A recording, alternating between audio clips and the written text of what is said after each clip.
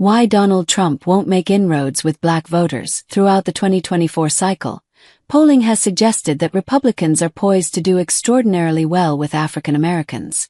Even with Kamala Harris at the top of the ticket, more than 1 out of 5 black voters say they support Donald Trump. Younger black voters seem especially open to casting ballots for the Republican Party. On its face, this seems like a sea change in Americans' electoral affinities.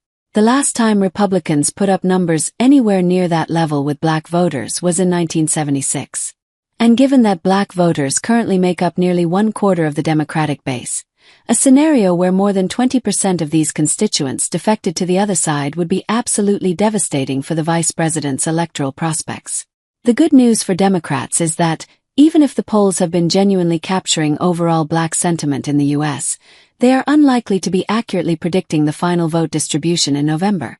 To clarify why polls are unlikely to reflect the eventual vote margins for this particular subset of voters, it might be helpful to look at how things typically shake out for third-party candidates. Elections are decided by voters, not poll respondents. During the 2016 electoral cycle, Libertarian candidate Gary Johnson consistently hovered around 9% of the vote in polling. As the race tightened in the weeks before the election, voters began defecting to one of the top ticket candidates. However, in the week before ballots were cast, he was still polling at more than 6%. Ultimately, he ended up with just over 3%. In the 2020 cycle, Green Party candidate Howie Hawkins polled at 2% of the national vote 6 weeks before the election. He ultimately secured roughly 1/4% of ballots. In the current cycle, Robert F. Kennedy Jr. polled above 10% for most of the race and, at his high point, was more than double that. However, as the race has tightened, we're less than 90 days out, and after Joe Biden dropped out, Kennedy is now polling around 4%. In the end, he'd probably be lucky to get half that many votes in November. In short, despite most Americans consistently expressing support for alternatives to the Democratic and Republican nominees, third-party candidates consistently underperform at the ballot box relative to their polling. Even in cycles like 2016, where unusually high numbers of voters dislike both major party candidates, one of the primary causes of this gap between polling and outcomes is that contests are ultimately decided by who shows up to vote on Election Day.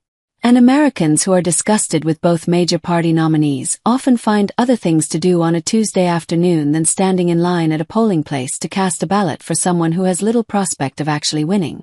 And when these voters do show up at the ballot box, it's often to hold their nose and vote for whomever they perceive to be the lesser of the two major party evils, in order to deny victory to the candidate they least prefer. And so, in the end, few Americans who express support for third-party candidates in polls actually show up to vote for them. The polls may accurately capture Americans' preferences for third-party candidates, but they don't predict well voting behavior with respect to those candidates. A similar tale holds for black support of Republicans. Although polls this cycle have consistently found that nearly 1 in 5 black Americans are open to voting for Trump, they also show that most black voters could be easily swayed to vote for someone other than who they're leaning towards at the moment. Most black voters have much weaker commitments to their current candidate of choice than other Americans, and roughly a third say they will probably not vote at all.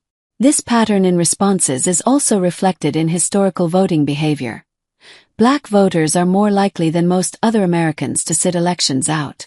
Across the board, the Americans who are most likely to show up on Election Day, highly educated, relatively affluent urban and suburban voters, now tend to favor Democrats, even as lower propensity voters, younger working class and low income, and or less educated Americans, especially those who live in small towns and rural areas, have been shifting to the right. Historically, the dynamic has gone the other way.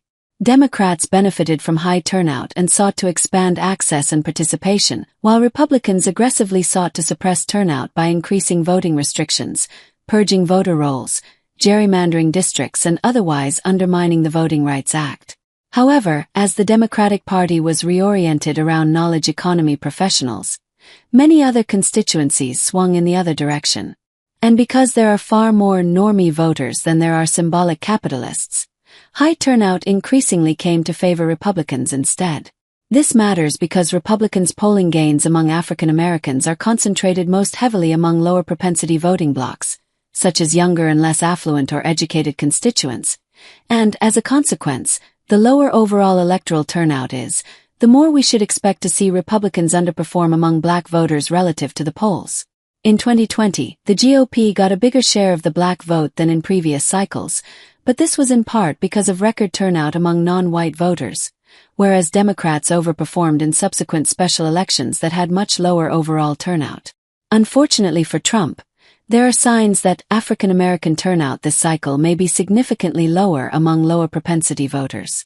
Consequently, the vote share Republicans ultimately receive in 2024 among black voters may end up being significantly lower than the polling suggests. The bad news for Democrats is that Trump doesn't necessarily need to get around 20% of the black vote to freeze Kamala out of the White House. If he's to even marginally exceed his numbers from last cycle, Democrats would be left with a highly precarious path to victory unless they can make up the losses with other constituents in swing states. Both parties have been alienating core constituencies. Since 2010, Democrats had been consistently losing vote share among African Americans in every midterm and general election. And it wasn't just African American voters who were leaving, but also Hispanic Americans, religious minorities, and less affluent or educated voters. The very populations that Democrats often fancy themselves as representatives of and advocates for. The very constituents that were supposed to ensure Democrats an indefinite electoral majority. These defections were highly consequential. They contributed to enormous congressional wipeouts from 2010 to 2014 and cost Democrats the White House in 2016, as black voter attrition helped flip states including Georgia, Pennsylvania, Michigan, and Ohio, even as Hispanic alienation helped tilt Arizona, Texas, and Florida toward the Republicans. Many assumed that with Trump in the White House, minority voters would come flocking back to the Democratic Party.